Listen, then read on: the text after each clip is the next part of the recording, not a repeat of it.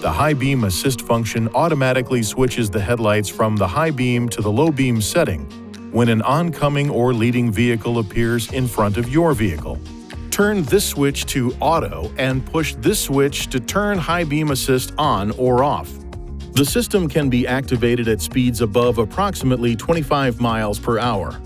When activated, the high beam assist indicator light illuminates on the instrument panel. If the vehicle speed drops below approximately 16 miles per hour, the headlight switches to low beam. The ambient light sensor used by the high beam assist function is located in front of the inside rear view mirror. To ensure proper function of the system, keep the windshield clean and do not attach stickers or other such materials near the ambient light sensor. Please see your owner's manual for important safety information, system limitations, and additional operating and feature information.